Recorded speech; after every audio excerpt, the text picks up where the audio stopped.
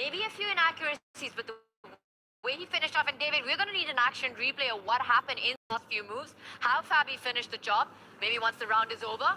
But this was amazing too. Fabi getting it done. Magnus has to win on demand the next game. Yeah, Magnus actually smiling, if anything. And he said no to an interview, I think, there. He doesn't want any of it. Smiling, if anything. Yeah, he was smiling. He knew that that was uncharacteristic. It just all collapsed in the space of 5 moves. But that's what happens when the clock ticks down. And here we see the arbiter telling Fabi when he needs to be back for the decider. Whew. And talk about energy and momentum, feeling at the top of your game, peaking in the right moments.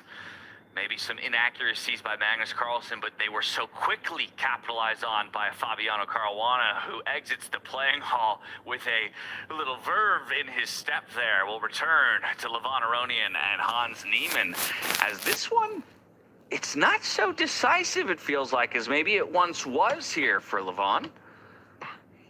Yeah, I mean, I'm still reeling from what we just saw. I mean, we're talking about Fabi and Magnus, two giants of chess. We'll discuss more of that.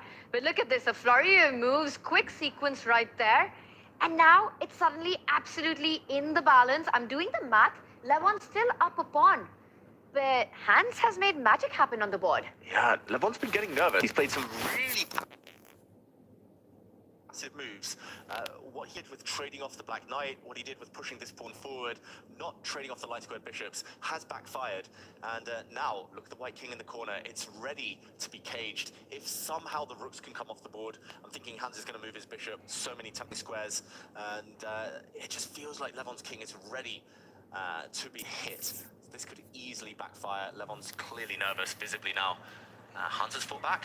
He's fought back, and with the opposite color complex of the bishop, the attack on the king is a key aspect in the position. And the white king absolutely boxed up. I love that G3 square, David, really creating threats on the back rank as well. And he does make a decision. He hits that white queen. You could trade both rooks. Oh my god. Okay, this gets a brilliancy. It was not on my radar as a move. Me neither. That is incredible. And it's all about the pins again. The white rooks are pinned here. It's given a double exclamation mark because it is a sacrifice, but it would cost white a rook to take that bishop off the board now. Only move for Levon Aronian. He needs to trade off the rooks. But that one he will play, because otherwise there's problem to white's king. You can't really move the queen away. But what happens at the end of that sequence is what Lev's calculating. Hands down to 22 seconds as Magnus continues to look over. I think he can trade the rooks and force a draw, but he has to be really accurate with where he starts checking. After all the rooks come off, the white queen has to start doing some zigzagging and chasing the black king wherever it goes.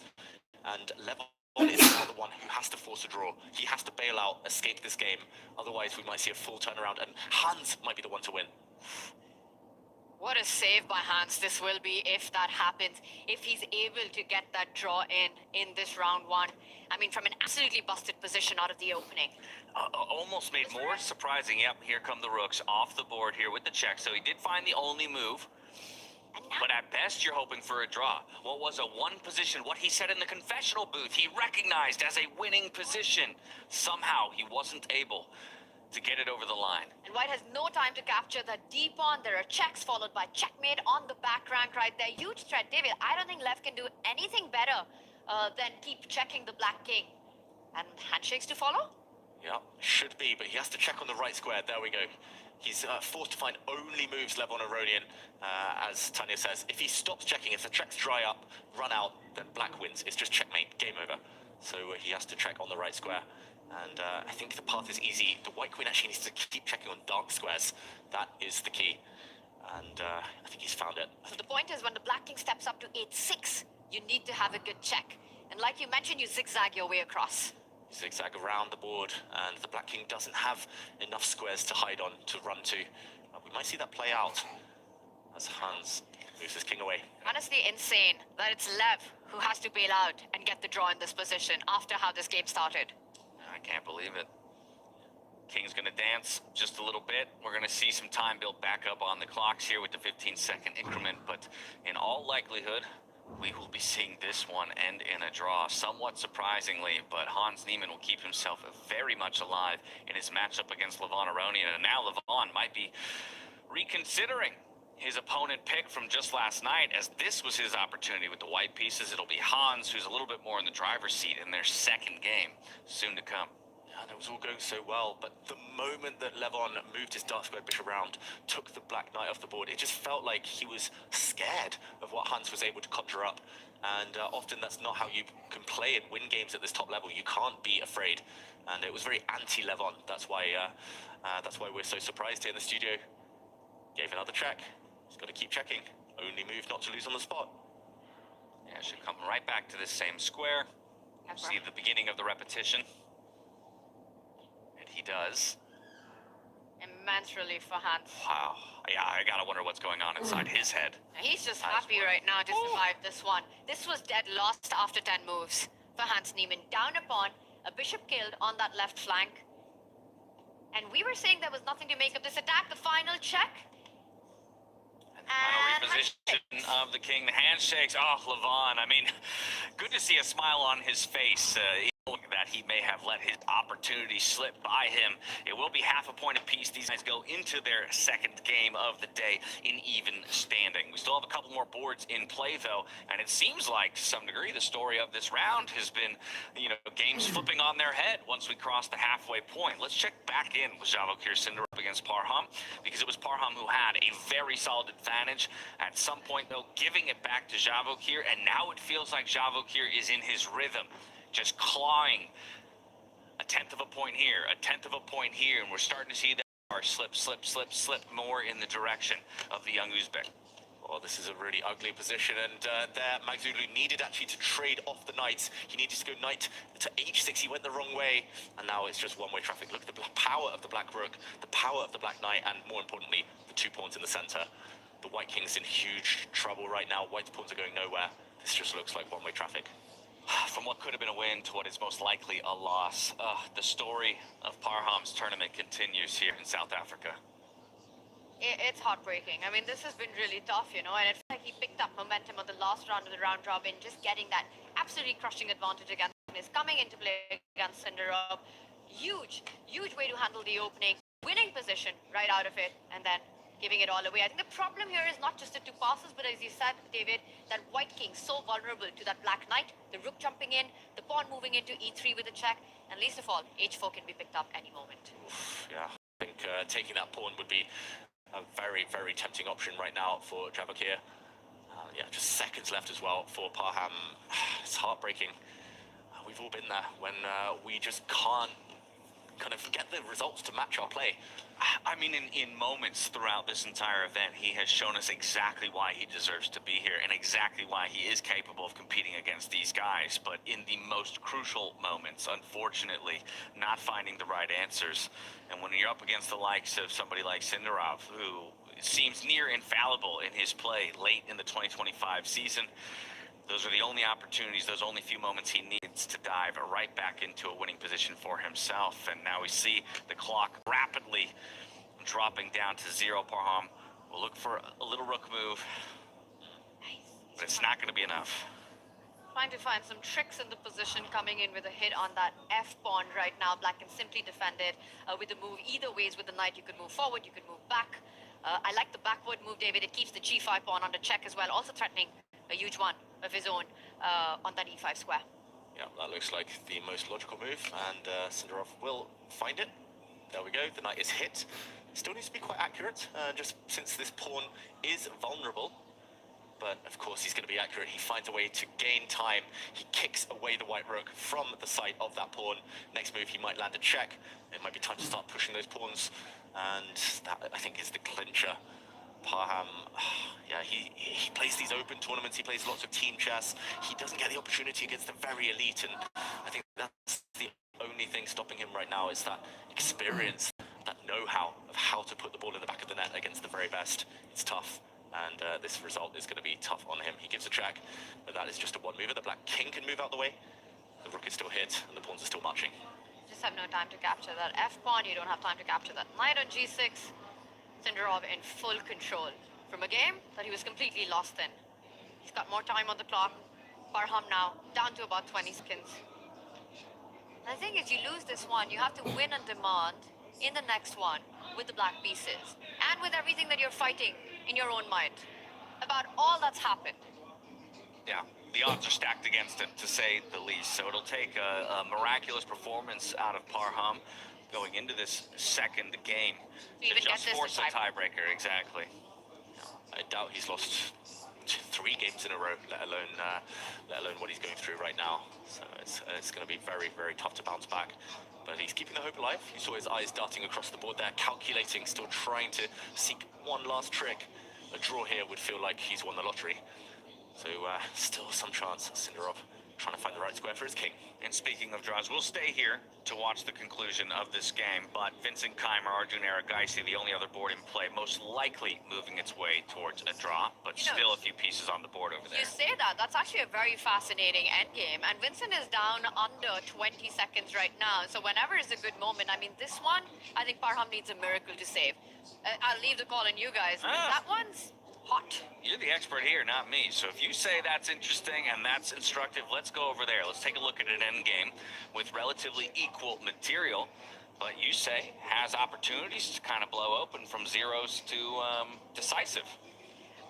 You're down an exchange in the position, and for me it's fascinating that just based on piece activity, David, the evaluation bar says that black is level, down a whole exchange. It feels like black is the one playing for a win, but we might have jumped in at the right moment because we've seen this position before. The rooks are chasing each other. Vincent has said no to the rook exchange since he is down a rook for bishop. That would have been very interesting, the endgame with the black king running. But it does look like if Arjun plays this move, bringing his rook forward to defend his pawn, the most logical one, the game will start to repeat itself. It's a dance between the rooks. This might be it. It might end here and now with rook to f3 and the yo-yo that we're seeing, and there it is. Arjun says, I'm up for the draw. Let's take this to the final round.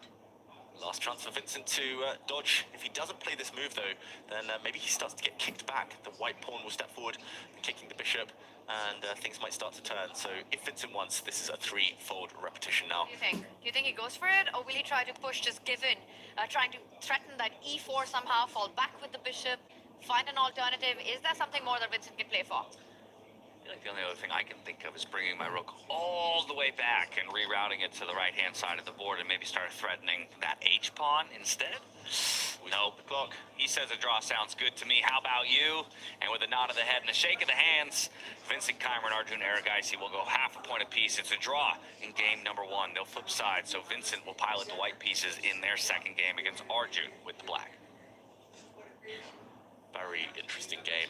A lot to talk about for the players, but ultimately it was always likely to end balanced. And that is not the case, unfortunately, for Parham Magzulu on the other board. It looks like he's about to crash to defeat finally. Yeah, it's gone from bad to worse, right? You're up in exchange, and now you're down in exchange in this game. This is tough. Here, Javokir probably has multiple ways to win. He's looking at the move to slide his rook across now, maybe, but he could also just simply take the bishops off the board. There we go. And as long as he can eliminate some of the white pawns, don't take it yet, because there's a nasty knight fork. Check, hitting the king, winning the rook. But you can even just lure away the white knight now. Push it away by giving up your pawn. Take this one off the board and rook will overpower the knight. This looks decisive, Tanya. It really does. He instead just sidesteps with the king. Equally strong, David, avoiding any of those knight checks. Keeps it on a good square right now. G5 attack. E3, super strong. And Sindarov knows it. He's not only survived the worst, but he's bagged the victory. Yeah, he's feeling good in his position right now. Rook 2 pawns versus knight and 2 pawns here in the endgame. How trivial is this one? I mean, let's just point out, if all the pawns are off the board, that is a theoretical draw. But there really is no way that you can get or trade off or force a trade of these pawns. Yeah, black would have to be really, really naive and compliant to agree to any trades of pawns, even trading off kind of one set, which is a distant dream for white. Even that is unlikely. And that would also still lead to a winning endgame for black. You need the pawns because you need a future queen. That is the key. So what is the winning plan if you're black here? Just to get the king around. Like, the rook is doing a great job of cutting off the white king. But at the right moment, if the black king can join the party, white's trying to create a barrier. The pawn stops the king moving forward, the knight does the same. But the king does have half the board to use. He can go the long way around as well, but this looks like the shortest path forward. Keep pawns on the board. Don't go d5, even if you have one set remaining. Just don't trade off anything right now. And Sindarov, it looked like he was reaching out for the rook. He might also just tickle that white knight. Okay. That's it. Your option. Can the king step up and defend? Yep. And maybe you go for the other pawn. And then once the king is committed to the center, that pawn is very, very hard to defend. Oh, this is tough. He has to move his king. The knight dropping back would allow the black king forward. Now he has to try and find a way to keep this pawn on the board, most likely dropping back his knight, but also that allows the black king in, and that will spell the beginning of the end. Okay, he pushes his pawn forward, that won't change much. And your heart has to break a little bit here for Parham in these moments. It's been the story for a while now. I mean, this game, just the way it turned around, it was awesome to see what he did, you know, after Sindarov gave him the chance to sacrifice on f6. And that move that David pointed out, which would have won on the spot, missing that, quickly trading the queens and going into this, well, better endgame, but still far from winning. I think that was the start where I think, David, you started feeling that, you know what, he still has work to do.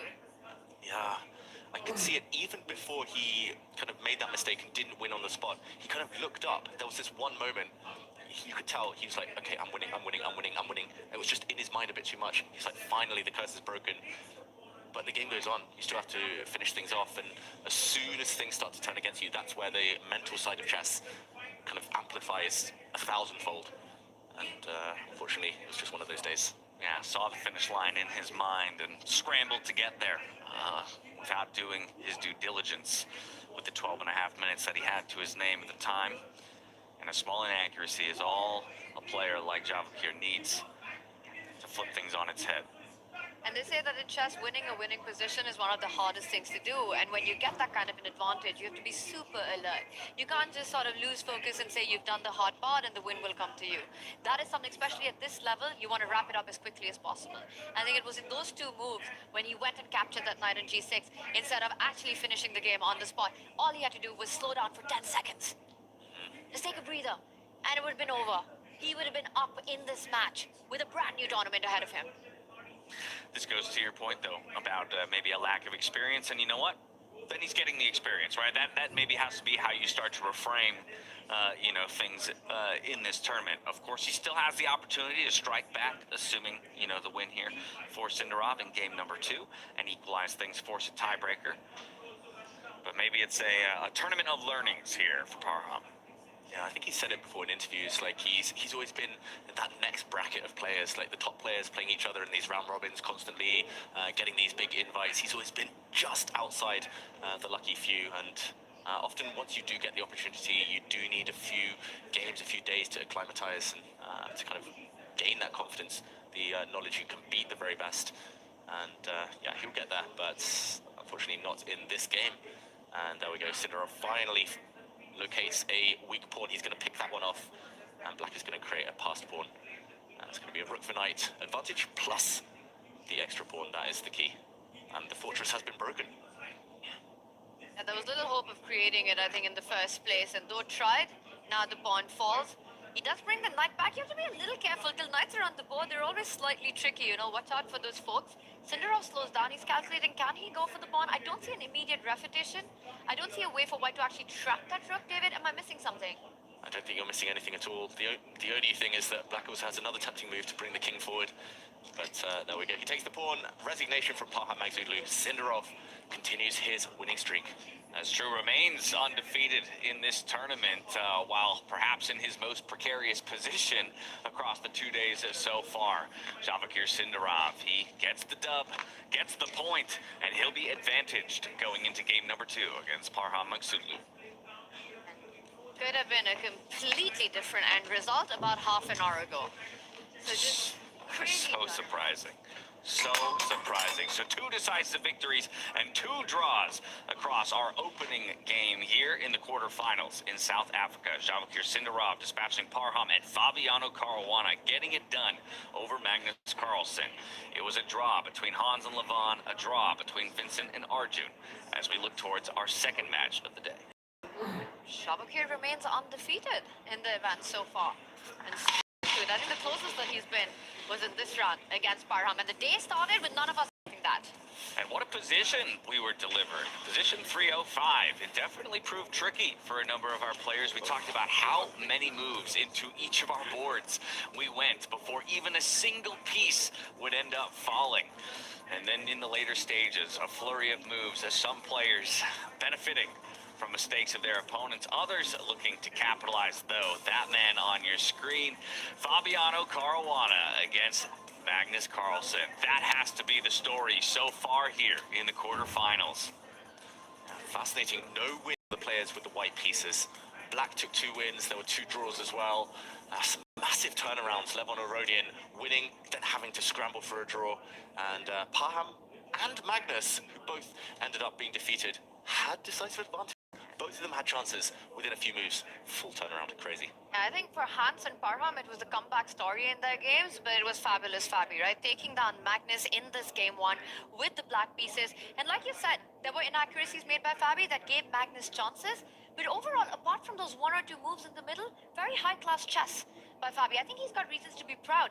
Because what we saw from him yesterday, a completely different, almost felt out of shape Caruana. He said it himself in his interview at the end of the day yesterday. Not happy with his play at all. Playing poor chess, if anything, but it looks like maybe he has awoken a little bit in this tournament. We'll analyze that game just a bit more in a moment. First, let's take a look at the tournament tree, given the results of our first games of the day. As I mentioned, it's Javakir Sindarov, who maybe gets away with a little something up against Parham Magsudlu. He has a 1-point advantage in the upper part of the bracket. Just below them, Magnus Carlsen falling down to Fabiano Caruana. So decisive victories up there, and it's all draws on the bottom side of that upper bracket between Levon, Hans Niemann, Arjun Erigaisi, and Vincent Keimer. But we still have one more game to go in our best of 2s before any possible tiebreakers. That will, of course, seed our semifinals and our lower bracket coming out the end of the day. But now let's dive back into that Caruana versus Carlsen game. I'm going to turn to you, David. Let's relive some of the final moments and understand exactly how it was that Fabiano was able to get this one done.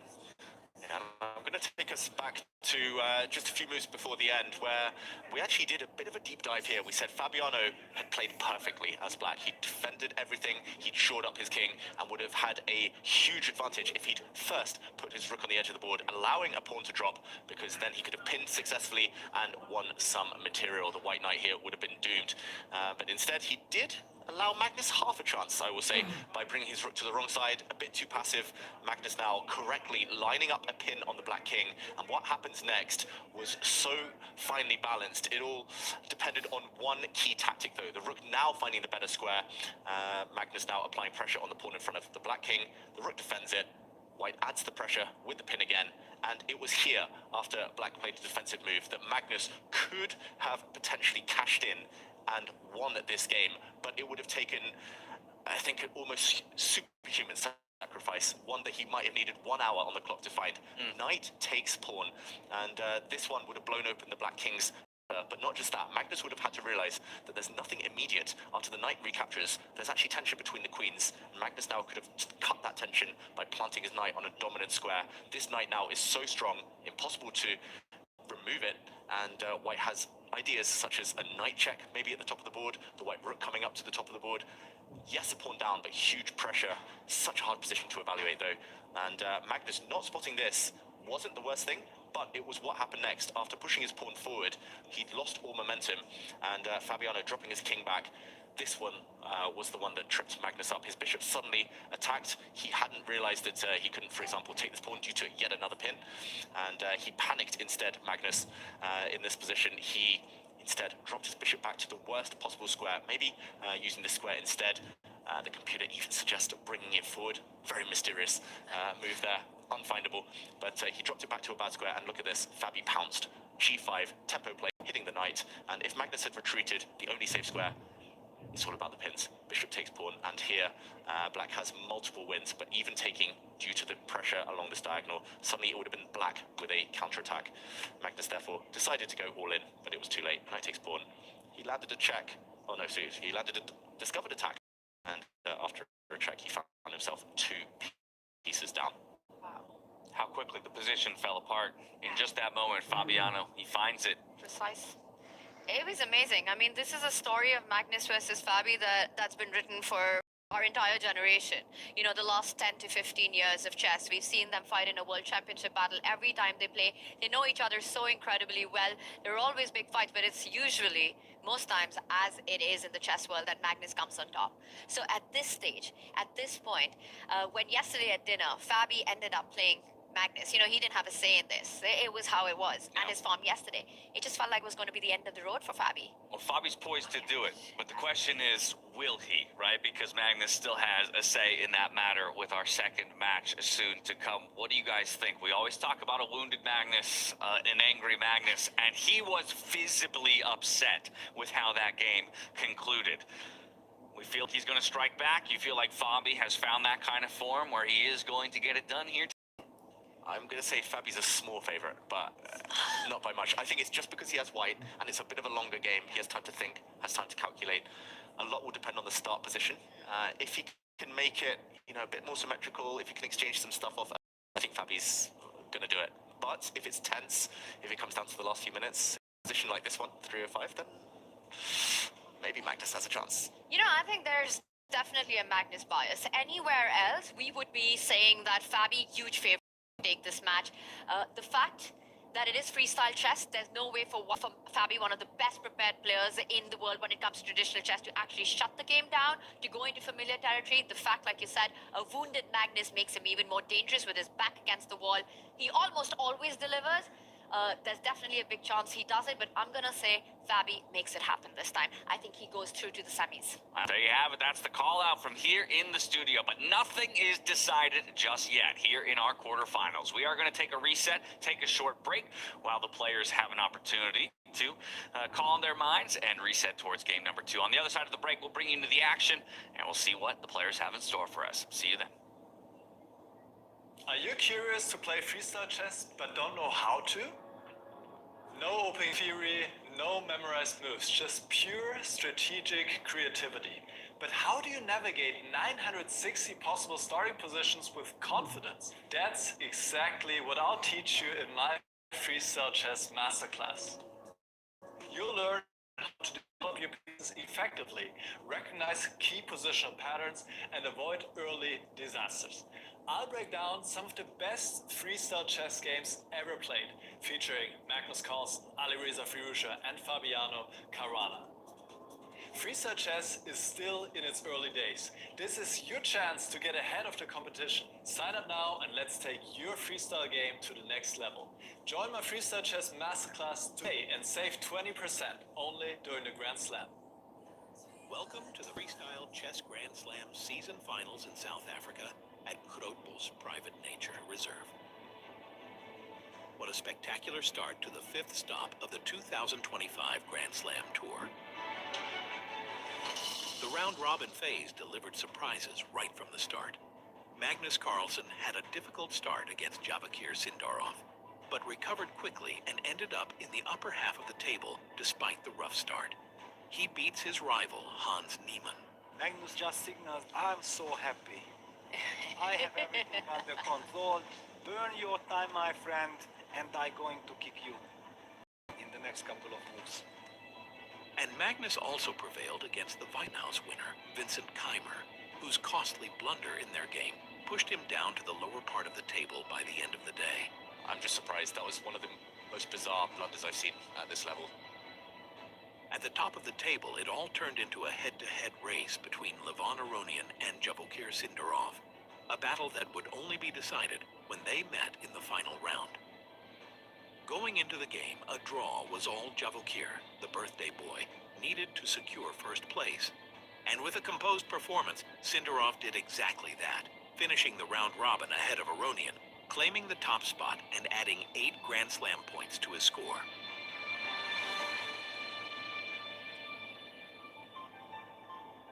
Get ready. It's time for the next round. After a thrilling preliminary round packed with 28 games, brilliance, and bold moves, the tournament enters its next intense phase, the quarterfinals.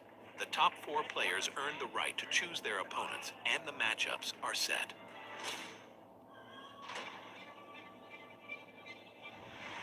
It's not a surprise that Javokir Sindarov selected Parham Magsudlu, the underdog who is relatively new to freestyle chess. Levon Aronian chose Hans Niemann, setting up a replay of the Las Vegas Grand Slam final. Arjun Egaisi will face Vincent Keimer, and Magnus Carlsen goes head-to-head with Fabiano Caruana.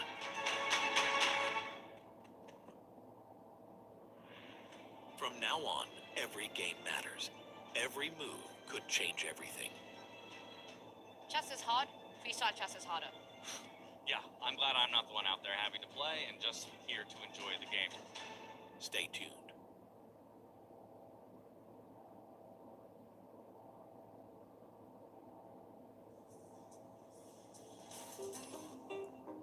Eight of the world's strongest players come together for a compact, high-intensity competition where only one of them will emerge as champion. Here's how the tournament unfolds. Day 1 features a complete round-robin stage in which every player faces all 7 opponents. Each game is played with a time control of 10 minutes plus a 5-second increment. The final ranking is important, as players can win decisive Grand Slam points. On day 2, the tournament moves into the quarterfinals. From now on, each matchup consists of 2 games, one with white, one with black, and time control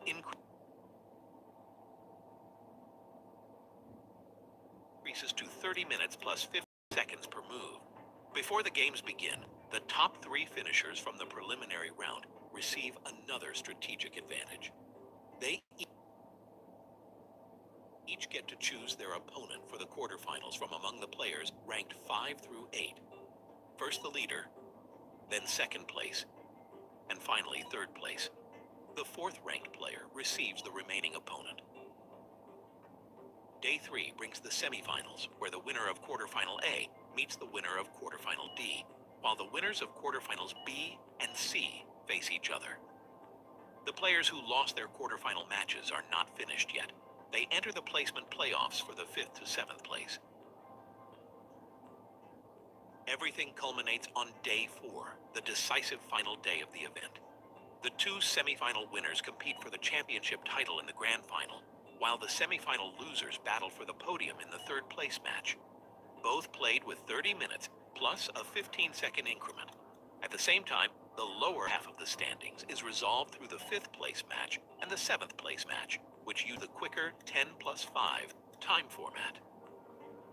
8-player. 4 days of freestyle chess. 1 champion. Who will take the crown?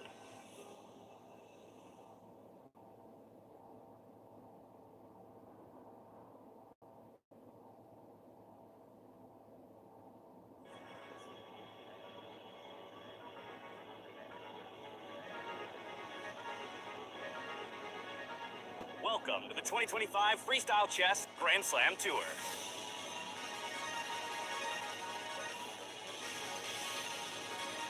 The world's greatest chess players will battle in a unique and thrilling format. No opening preparation, no memorized lines will help the Grandmasters here. Only creativity, skill, and instincts. That's because all games are played in Fischer Random, also known as Chess 960, or as we like to call it, Freestyle Chess. Before every game, a new starting position is drawn, challenging the players to rely on their creativity and intuition. The stakes couldn't be higher. The Grandmasters will compete for first place and Grand Slam Tour points with the hopes of becoming the 2025 Freestyle Chess Grand Slam champion. This format ensures that only the most adaptable, resilient, and fearless chess player will triumph. No second chances, no shortcut, just pure chess brilliance. World, are you ready? This is Freestyle Chess.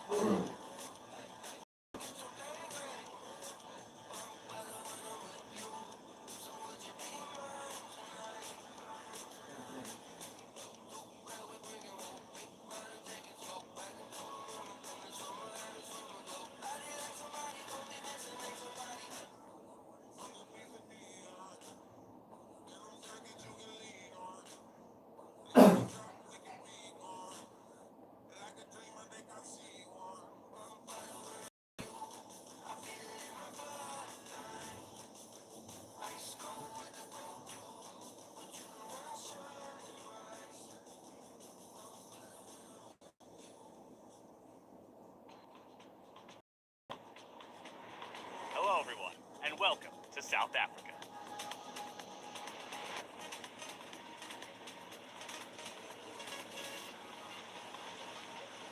The best players from around the world have come here to fight for the title of 2025 Freestyle Chess Grand Slam Tour champion. After an incredible journey, Weisenhouse, Paris, Las Vegas, it all comes down to this. With this as our backdrop, you can really feel the energy of this place. It's powerful, just like freestyle chess, full of emotions, creativity, and surprises. From here, we're heading south to one of the most beautiful places on Earth. A place where luxury meets nature and where the 2025 champion will be crowned. Welcome to Grootbos Private Nature Reserve, the home of the Freestyle Chess Grand Slam Season Finals 2025. It takes your breath away. The perfect place for the grand final. Where strategy meets beauty and champions are made. That between mountains, forest, and ocean, Grootbos is not just a location, it's a world of its own. It's the perfect place to celebrate the beauty of nature and the brilliance of freestyle chess. Who will win the Freestyle Chess Grand Slam in South Africa? And who will be crowned the champion of the 2025 Freestyle Chess Grand Slam Tour? Get ready!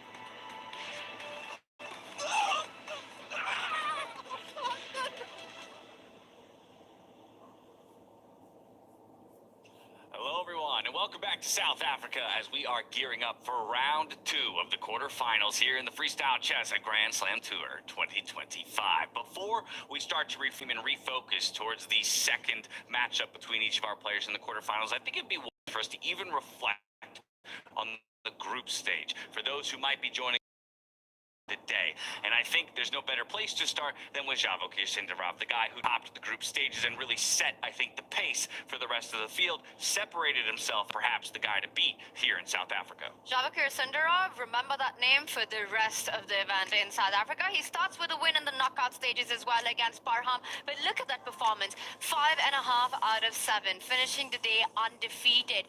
You know, yes, he was one player to watch out for, but was anyone expecting him to finish it right at the top, not lose a single game? And let's not forget, he started his campaign against the world #1 and smashed his way through. So getting to the top, taking down Magnus Carlsen on his birthday, could not have been a better day to be Javokir Sindarov. He threw down the gauntlet early. The only other player to match him in that undefeated category would be Levon Aronian, who only sat a half a point behind him. But this is now the picture of your upper bracket here on our quarterfinal day. With one game already in the books, it was Sindarov who got away with something up against Parham Magsudlu, who unfortunately still has yet to convert a game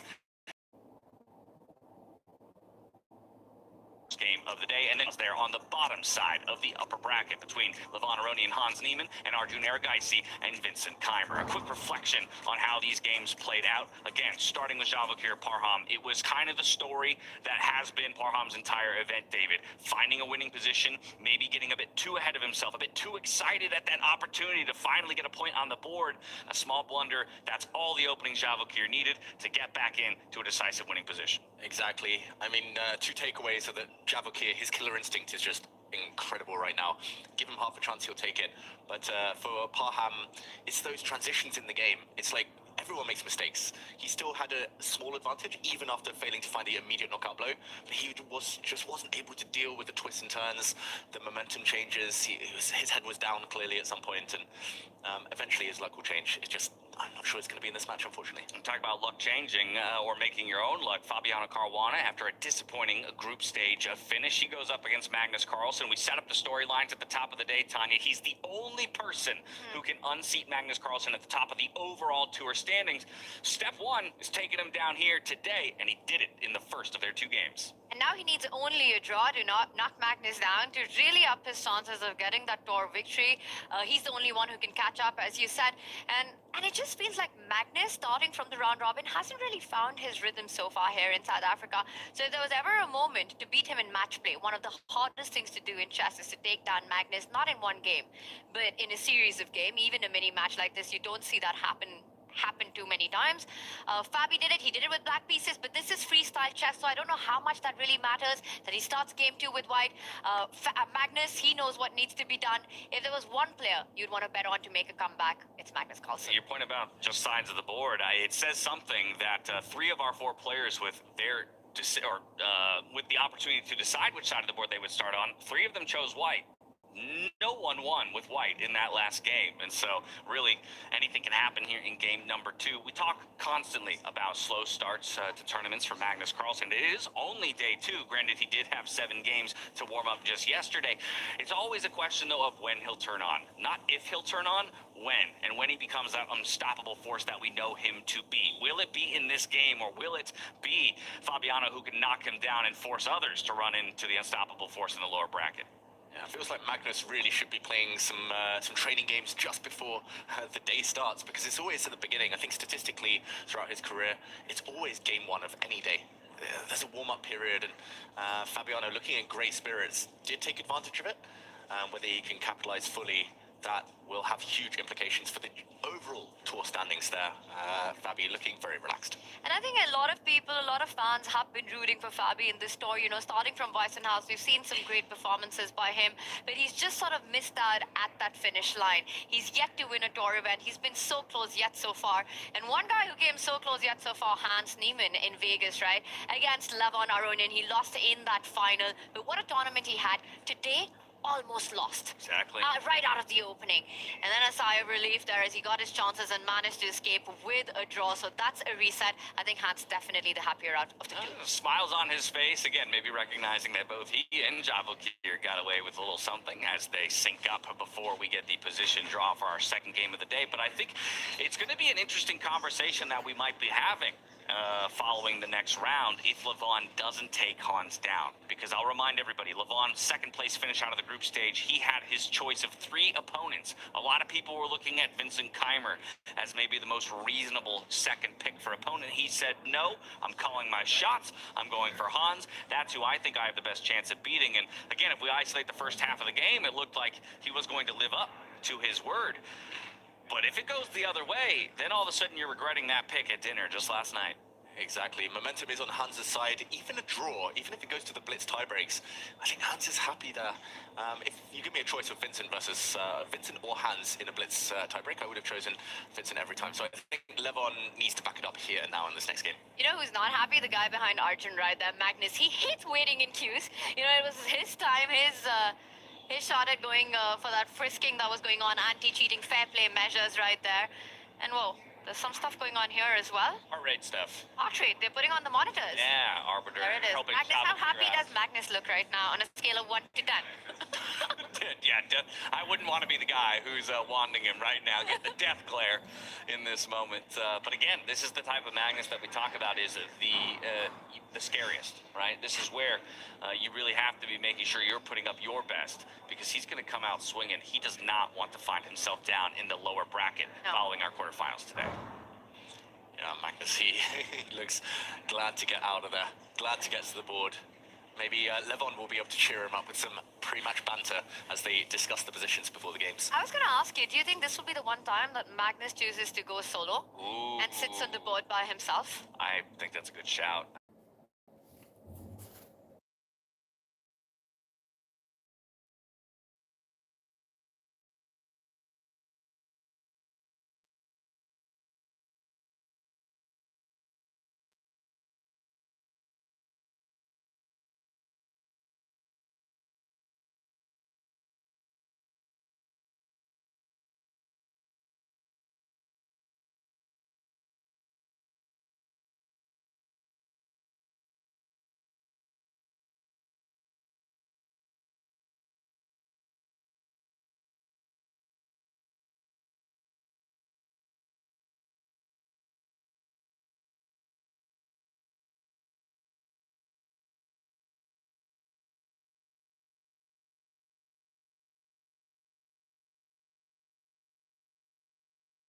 But while Fabi continues to sit in the think tank, let's go ahead and check back in over on Javokir Sindarov versus Parham Magsudlu to see if he has been able to capitalize at all on those early inaccuracies by Parham. First question mark move from Sindarov. It's not a mistake, though. I think he's just trying to simplify things. He's in the driver's seat. He just needs a draw to move on to the semi-finals. So trading off a set of pieces probably isn't the worst thing in the world. I think this helps Black. These exchanges tend to favor the side who want to breathe a bit more. But, okay, is this good news, Tanya, though, for Magsudlu? It's not been good news for a while for Magsudlu. I mean, throughout this event, I think he's waiting for when the good news will arrive. It hasn't yet, and this isn't any better. The problem in this position is that bishop on a8, which has been killed by its own pawn on that c square, right? It's about to double down on it. Sindarov needs one move to play c5 next. Once that happens, you're playing down a bishop for such a long time, with the white bishop also spitting fire along the diagonal, d7 under attack, d6 a juicy outpost. I see the inaccuracy, I see the question mark, but I think we just ignore it. Mat situation, Sindarov's form, I want to say clock situation as well, up about 2 minutes. He's doing absolutely fine in this one, needing only a draw.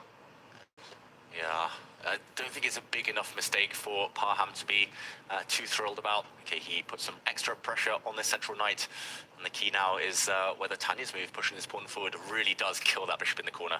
Would you do it? I think I would. It's a very David Howell move, you know? Control, cement, it's a Peter Lecco move. Cement the position and just remind Black that he's going to be living with a bad bishop for the rest of this game. I think this is a very, I don't think it's just a Peter Lecco move. I think it's a good move. Good move. For the top players once. And good players will find good moves.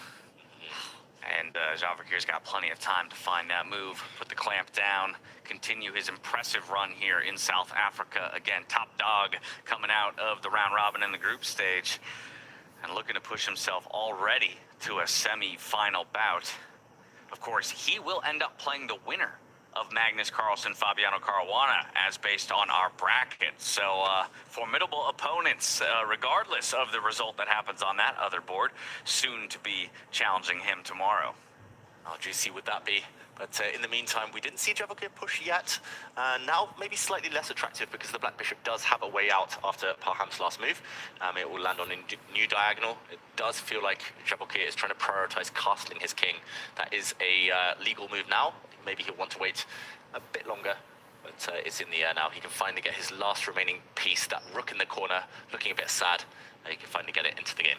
And that's interesting because he hasn't chosen the approach of the Alpha 0H pawn moving up the board to get the rook up with a lift on that HG square. Instead, he wants to go the traditional route of getting the castle in, but still a very healthy position for white. Space advantage, beautiful knight at the center of the board, everything looking healthy. Javakir needing only a draw. I want to pull out from this game because you got two players, must win. One is Parham and one is the world number one. Yeah, one is the world number one. So, in fact, let's go there to Magnus versus Fabiano.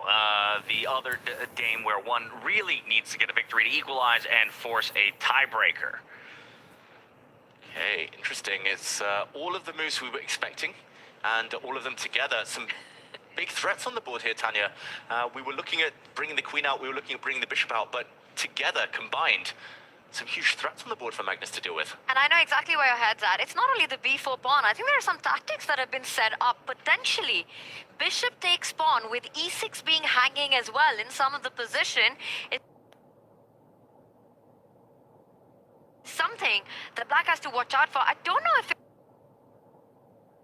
works, David. It turns out it does, and the point is you capture the bishop with your knight. Queen takes pawn comes in with a check. Bam, you pick up the knight on the next move. You won 2 pawns. That's regaining material with interest. So that's a double attack. Is Magnus about to go down a pawn in this position, or is there a good way to keep things under control? Yeah, this is very tense, this moment. Possibly the first key moment of the game. The one way I would try and keep things together is to bring the knight into the center, blocking the white queen's diagonal towards the black king, but also clinging onto the weak pawn that's landed in white's half of the board. I think that will hold things together, but that might only be the start of the calculations needed. Magnus is overextended and now has to answer some difficult questions. The other option would be to bring your light-squared bishop out and just blunt the attack of the light-squared bishop from Fabiano on that pawn to begin with. Ah, that's clever. I like that pawn. The one thing that might stop Magnus, though, is he might think that this bishop gives him long-term potential on the long diagonal. So trading off a beautiful fianchettoed bishop, as we would say, it's counterintuitive. not going to be easy to decide that. That also when you need a win, David. Because that's really the piece you're counting on to create those threats on the white king. Exactly. I think he's going to put his knight in the center, at least stop the immediate threats, and hope to just prolong the game before any exchanges happen. But he does look like he might be reaching towards his bishop. He's getting ready to move. It's not only the pressure of handling this double threat, but the match situation as well, right? What is the move that gives you maximum chances to keep the tension on the board, even if objectively it's less desirable? Reaching for a piece. Is it the knight? That looks more like the knight, Yes. yeah, than the bishop. Because he wants to keep the bishop on the board. He's in such indecision right now. Even if he realizes bishop to c6 is the better move, David, he doesn't want trades right now. He just wants maximum pieces on the board. We said it earlier, in the previous round, it took 31 minutes for any piece to be exchanged on any of the four boards. Wow. Incredible. But here, it does feel like Fabiano is the one angling to simplify. Yeah, might have some fireworks a bit earlier on here in the second round, especially as some players have their backs against the wall and are going to have to reach for some things. Magnus really putting his thinking cap on in this one. Luckily, he built quite a time advantage because of how much Fabiano had spent thinking earlier on. He still has about a 2-minute advantage over Fabi at this point. Keeps ticking away. And thus, tick-tock goes the clock. The time advantage is leveling out. And I have to say, Fabi, it's come to fruition the amount of time he took. You know, he's the one who's pushing for the attack. He's creating threats on those black pawns. Who do you think is feeling more nervy right now? Is it Magnus, who must win with black? You know, got this pull out of this draw of this position, which perhaps not desirable with the black pieces, has to win on demand or goes into the low bracket? Or is it Fabi, who knows he's so close to do what's considered mission impossible in chess? In order for Magnus to feel more nervous than Fabi, I'd have to believe that Magnus has nerves. I don't think this man ever feels nervous, even when he is on the precipice of falling out of the upper bracket. The heart rate monitor. We need that, because that'll tell us whether your theory stands or He not. does finally go for a move. It is the knight, so like you were saying, just so unwilling to let pieces fall off the board. He won't find the best move in the position, but still a solid one. I agree. He doesn't feel nerves. I think he feels frustration, Magnus. He just, at this point in his career, he just expects to win every game. So if he's not winning, if his opponents are playing too well, then he gets a bit frustrated. I think that's the one thing that occasionally trips him up. But for now, at least it's very tense. Yes, white has an advantage according to the evaluation bar, but it's nothing significant yet. It's still level material, still all 32 pieces still on the board. So I think Magnus shouldn't be too unhappy. Well, as we've finally captured Magnus Carlsen's response to Fabi's most recent move, let's hear from some players, shall we? Vincent Keimer once again diving into the confessional. Let's hear from him before we go check out his board state against Arjun Haragaisi. I think we got a quite interesting position as white. Right now I'm quite happy with my position. I think the queen on b8 has some issues to get out. My last move h4, it was difficult. Many options. Generally, I think I have an idea of going like b5, knight e5. That would be very nice strategically, but you know, with these rooks on f1 and h1, I think also h4, h5 makes quite a lot of sense, because he doesn't really want to allow me to go h5, h6, but also he cannot really move the h pawn, so it will be interesting to see how he reacts to that. And also, I'm not exactly sure where his pieces are gonna go. Like his knight from c8, whenever it goes to d6, I have the option of just playing knight e5. So I think that is quite reasonable. And yeah, other than that, it will be interesting to see what he chooses. I think it's a very complex position, and again, I'm not really sure about h4. Maybe I had better options, but I feel like it was an interesting idea, and we'll see how he reacts to that. Keimer feeling confident in not just his position, but really White's position overall, out of position 0-0-1 here in our 960 possible freestyle positions. And I'd say the engine generally agrees across the board, slight advantages, and we can see that H-pawn continues its march down the board. And that's just so impressive, what Winston just said. You know, he understands that F-pawn that black moved forward is worse. He mentioned it. He said, you want to play h6 to stop white's idea, but he simply can't do that because of the squares that get left behind. If black was to push that h-pawn, the White Knight will find its way to infiltrate into a deadly juicy post on G6. You know, when Vincent goes into these confessionals and he breaks down these positions just like he did in the last game, and you see how accurate he is, even the eval bar confirms exactly how he's feeling about his position. He truly is Vincent, keymaster of freestyle chess. So impressive. He nailed all of the most important factors.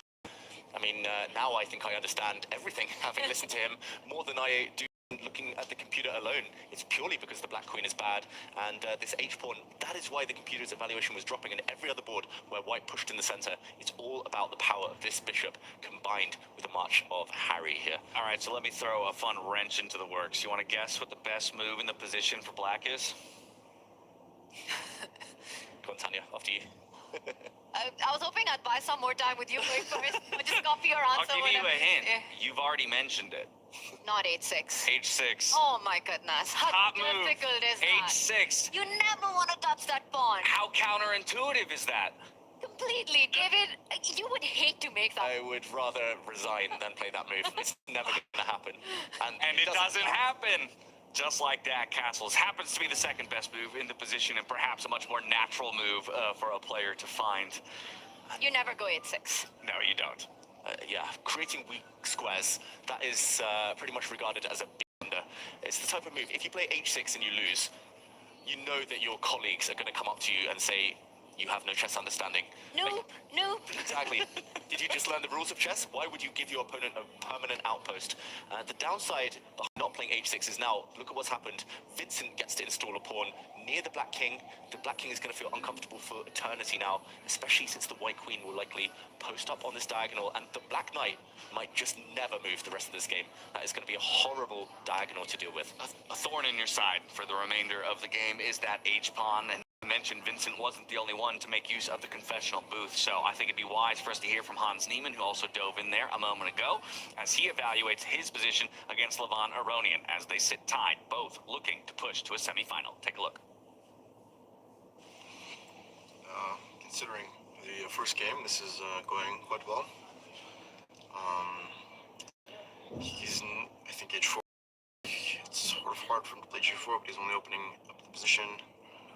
My bishop is the only sort of issue, but it's hard for him to really do anything, so I'll sort of slowly build up my position, put some pressure on the d7 pawn, and it's an incredibly difficult position for him to play.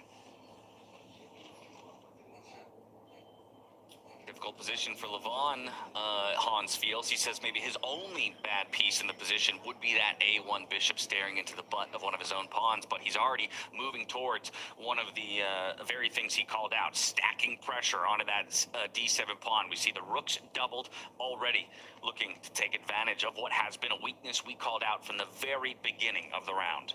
I mean, to me, it's completely crazy that Hans has managed to castle all the way alongside to the left side of the board. I don't know how many pieces he had to get out of the way, this entire idea, and that's what makes this knight g3 beautiful outpost that Levon has completely meaningless.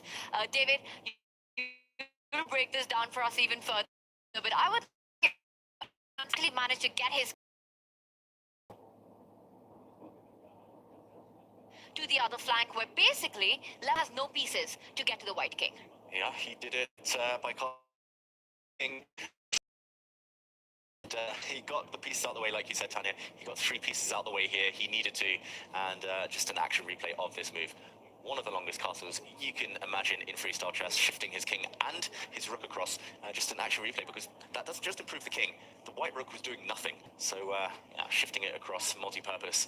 And as Tanya says, black only actually has 1 piece on this half of the board. That's the queen. Alone, she can do no damage. And yeah, just to catch up with the live position, it does look like it's very much one-way traffic. Hans Niemann with a big target. Black's pieces on the other side, kind of purposeless right now. Yeah, just thinking about how many turns it's going to take for either of those knights to become more involved in the game. They don't have good routes to the left-hand side of the board. The rooks as well, even if they were to shover, they're all blocked in by their own pawns. We don't have the benefit of the semi-open D-file that Hans has, where his rooks can start to infiltrate. Yeah, exactly. You know what the funny thing is? Hans is actually going to play on the side where his king is. That's where his entire army is as well. You've got the majors there, the bishop on a1, which will play a good defensive role. The pawns are already up. There's a pawn stomp, b5, c5 at the right moment. The rook's lined up. Hans is going to turn his entire attention to the flank where, you know, as we're talking about, there's a lone queen. You can divide the board into half. White is playing on one side, black's playing on the other. And Levon takes a very committal decision with b5. Well, that's one way to maybe get one of those rooks into the game.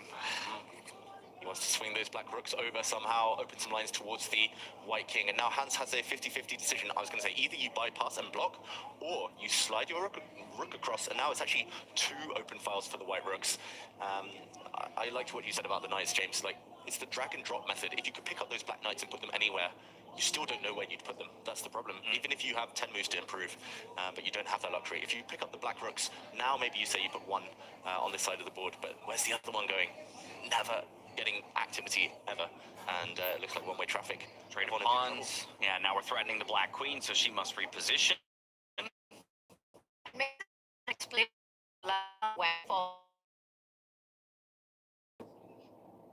an extra open file, but that knight did too earlier. Now suddenly, if you do the drag and drop, you want it to the center of the board, d5. So he's created a pathway. It's just difficult to get there now because the knight dropping back would drop a pawn, but at least light at the end of the tunnel, as Tanya says. That's normally a good sign in chess. He does create maybe a small idea as well of pushing a pawn forward while the queen is staring at the knight along this diagonal, but most likely the white bishop would come out and meet the queen, challenge it, and still looking difficult for Levon. It feels like the missed opportunity in game one of the match. So important. I haven't seen Levon sit like this over a move. He's usually just so chill and calm, you know, he's leaning back, he's got a good position, he's taking a sip from his water, but you can see and you can tell that he's not pleased with the opening outcome. Openings and the way he's placed his pieces in freestyle chess has been one of his USPs, one of his big strengths. And this one, when it really matters, the final game, you know, of the longer time control, things have gone wrong for Lev out of the opening. Yeah, the body language matches the moment. Hans has the best position of any of the players with the white pieces across all four of our boards. Vincent Keimer, the only one who's kind of close, the other two being more even and look to be go the distance. Hans with a quick little reposition of the king, sliding it one space over to the left, getting it out of maybe the line of fire of those semi-open files. It's just hard to find a move for black. Like, productive here, like moving the rook across maybe would come to mind. Other than that, like the knights have nowhere good to go. The other black rook has to act defensive here. Okay, he does slide process of elimination, at least lining up with the white king. But the eval bar rising in Hans's favor. Is it just bring the bishop to the center to challenge the black queen? Is it lining up the rooks together? Lots of tempting moves. Well, Levon does set up a threat as well, right? At the right moment, he wants to strike with a5 to really open that up with the rook now set to get that move in. So at least he's putting on some counter threats right now. Yeah, but as both of you have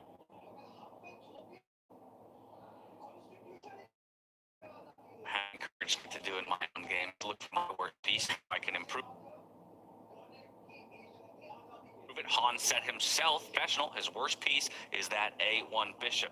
He's got a great opportunity here to improve his worst piece and to improve his advantage on the board. Yeah, once that piece has been improved, what other piece might want to join the action? My knight over on f2. That might be coming in as well, coming forward into the black half of the board. Yeah.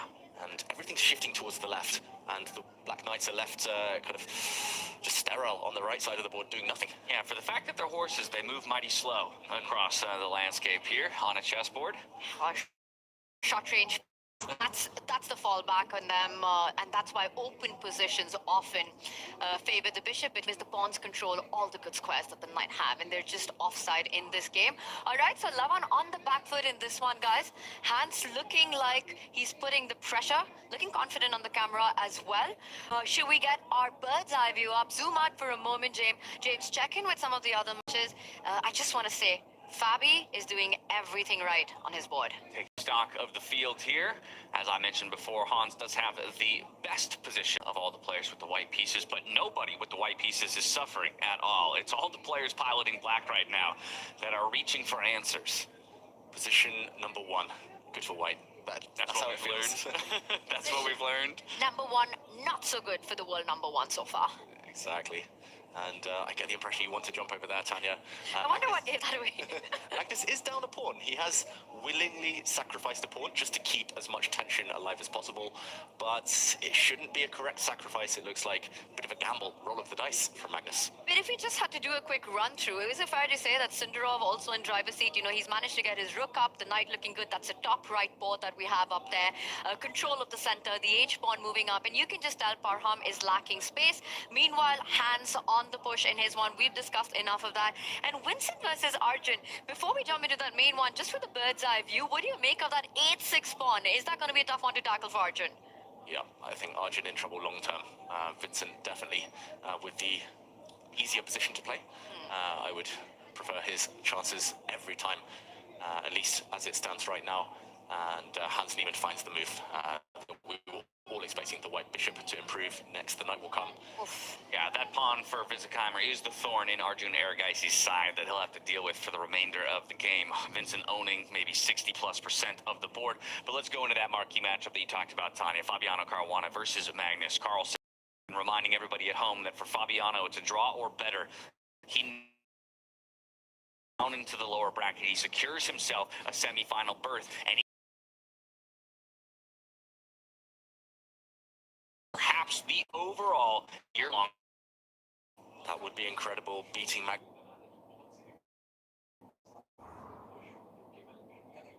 now, going on to win the tournament and taking the whole season. Fabiano, he's been the nearly man of the tour.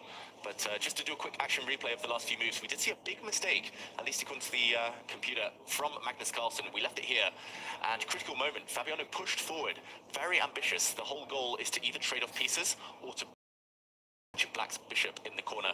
Now, Magnus, maybe the move he should have played is to just forward and say, yes, my bishop is locked in, but long term, maybe I can try and catch this pawn and maybe bring the queen forward. Maybe it is a bit of a weakness.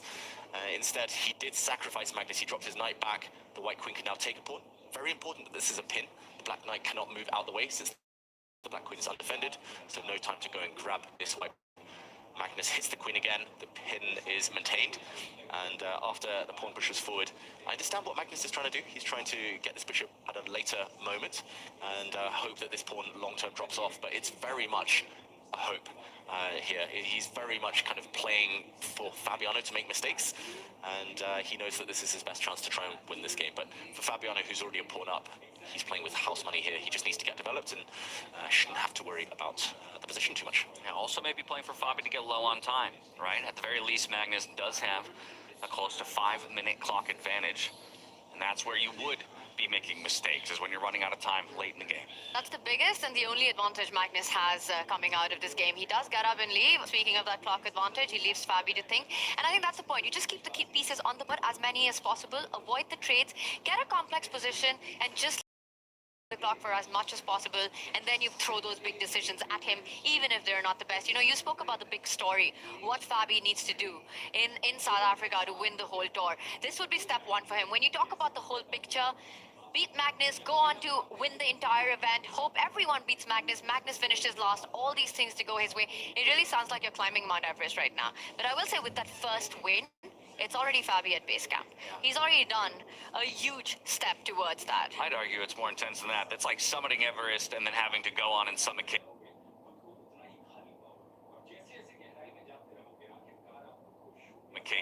right after.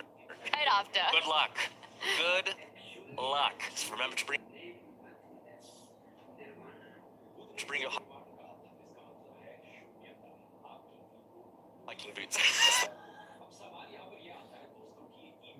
Main thing. Your crampons, your ice picks.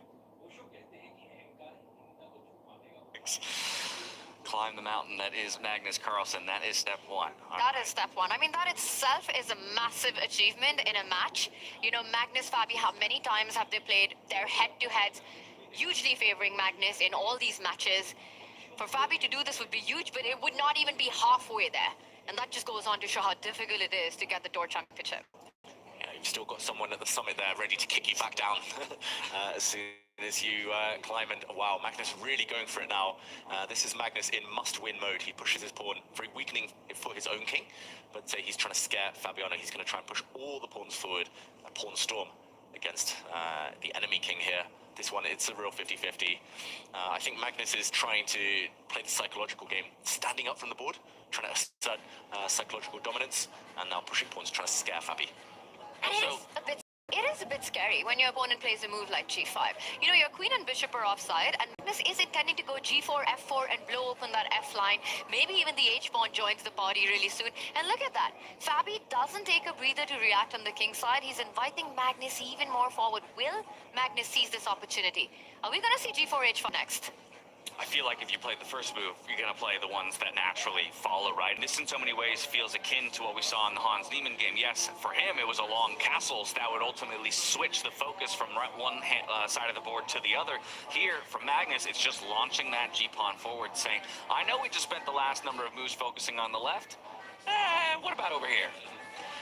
He's going to go for it. He said G, he'll say H, he'll do it all. But worth noting that both kings can still castle to the long side. I'm not sure if either player really wants to do that, but at least they're teasing each other. They're saying, I haven't committed, you attack me too hard on one side, I'll slide to the left. And with that white pawn on c6, I think that's a decision easier made by Fabi than it is by Magnus. You still sort of have control over that flank to find safety there. For Magnus to slide his king all the way there, that would be a huge decision, and most often it would not be the right one. I will also point out this g5, g4 idea is not only around the pawn storm, it actually gives Magnus a chance to bring his pieces into play. The bishop sliding over next, the queen getting close to the black rooks, David, via e8, via g6, trying to put pressure. And I wonder if Fabi's already thinking about your move. Get that king to the other side of the board. Did Tanya just knight you, Sir David? No, I didn't know you had that power. That is my lifelong dream. If King Charles is listening to this broadcast, Sir David, I will die a happy man. But in the meantime, it is all about the knights in this game, the knights of the realm. These two black knights hold everything together for Magnus. He's got compensation for the pawn that he's down, but he's losing some of his time advantage. This is it. Look at him. Both of them so locked in right now. I like it. The white shirt for Fabi versus the black shirt for Magnus. Black has to win this game for the match to go on. Yeah, the white shirt challenging the white jacket. Exactly. The color coordination here, the color complex is on the board as well. It's all about who can take this game. So important for the tour as a whole. As maybe it's a good moment. Tanya, you spotted something. Yeah, I was about to say that I was expecting Magnus to take this decision sooner, and I think the idea was he was looking what is the follow-up to this next move. Once white is forced with the knight back, he instantly replies, gets the piece into the game. He's also threatening some tactics right now on the board. A tender e3 spot. Ooh, watch out. Maybe this pawn, at some point, the knight could be sacrificed for it just to get the bishop in with a nasty check on the white king. He's also cleared the path, so now the black rook defends its queen, meaning that knight takes bishop is finally possible. There's no longer a pin on that line. The black queen, for so long undefended, finally can move. And Fabiano suddenly with some big questions to answer. You know, I have to say the imbalance, and even though Fabi is up a pawn in a must-win, I think Magnus senses his chances in these kind of positions. That bishop on a8 is the problem child. You know, he's playing without that piece, but he's using everything else to put pressure on Fabi right now.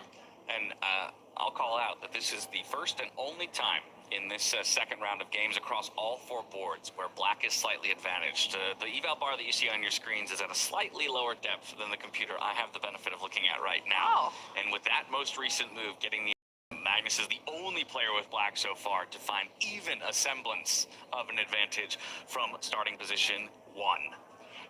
Look at what he's doing as well. He's getting up from the board. He has said in the past, in interviews, he thinks Fabiano is a bit submissive when it comes to the psychology. If you scare him, he tends to make passive moves. He said it himself, Magnus, in the World Championship match in 2018. He said he was trying to scare Fabiano by acting confident. He's acting confident again, Magnus, to try and get inside Fabiano's head. And he has this amazingly unique ability to use all these small aspects of the game to combine them to get the result that he's looking for. I mean, just the way he's played this one, you know, on the board, dynamics, and then, like you said, the psychological aspect of it. How many times have we seen him get up and leave the board? Not even once before this game. And he's doing it now because he wants to put the pressure on the board, on the clock, and psychologically against his opponent. Now, we'll be back before this one concludes, but let's touch base with some of our other boards in play. Going back over to Javokir Sindarov against Parham again, Javokir had a very solid advantage from essentially move one due to some inaccuracies from Parham. The question is, has he found a way to actually capitalize on those mistakes from Parham? Still a lot of pieces on the board in this one. Very claustrophobic, very congested here at the middle of the board. Yeah, but more congested for Black, I would say.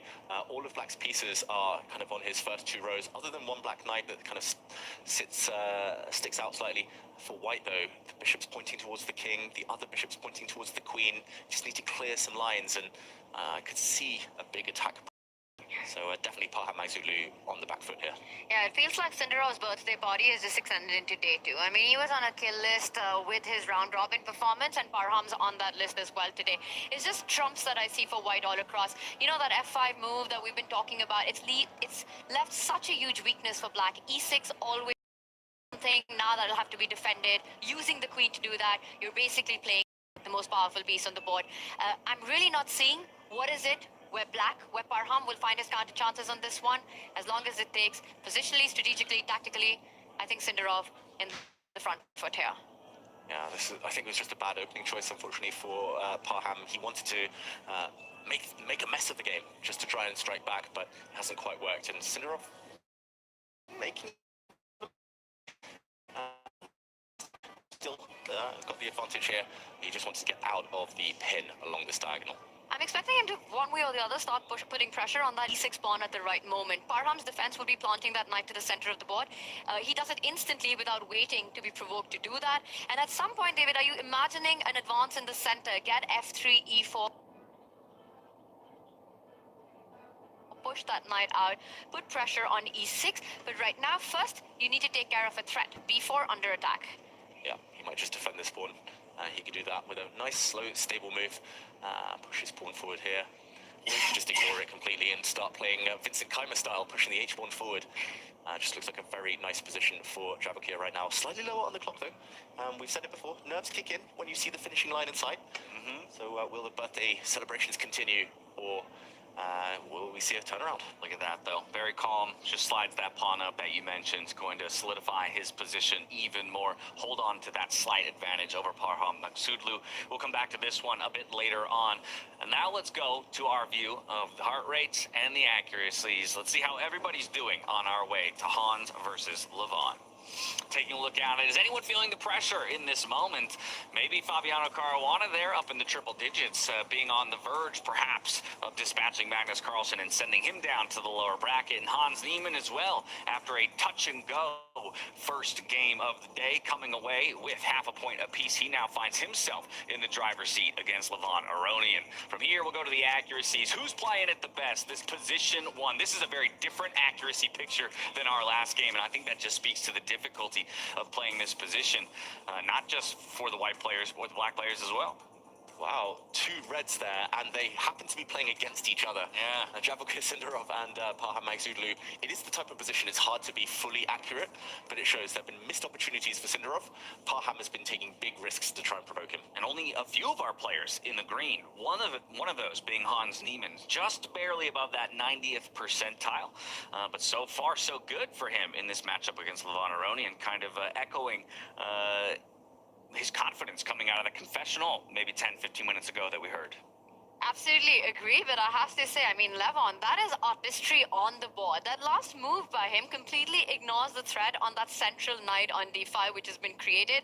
And I think, David, you're going to play out the line that if White was to take that knight, you simply recapture, and the white rook on c4 is forced to move away from the defense of that b pawn. Eventually, the rook will take the pawn, and you end up losing the queen.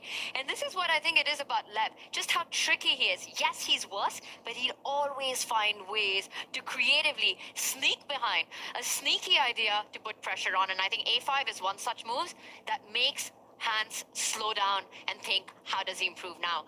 Because Lev's coming for the king. He's coming for the king, and I don't know if he's going to miss here, because it just suddenly looks so nice for black, at least in practical terms. I would even choose black's position. The knights are jumping suddenly. This knight is going to survive. The most stable move, again, just like it was for Javokir, is to defend this pawn that is attacked now. But the black knight is going to sit on a very pretty square, and it does look like black's king is very, very safe here. The white king, though, I mean, it's being stared at. That is intimidating, and I think that's why we saw Sneeman, his blood pressure, his heart rate rise. Suddenly he's getting a bit nervous. How impressive it is that just a few moves ago, we were cursing the Black Knights, that they have no future in this game. How difficult it is for Levon to actually get that. And he's found a way not only to do that, but to make it the MVP, the most valued piece in this position at the center of the board, putting pressure on that B4 pawn. Actually, I don't really see a very good way for Hans to handle it, except go A3. And that's not particularly a happy move that you want to make. You create further weaknesses. After taking on B4, the Black Knight can reroute itself to a nice B5 post as well.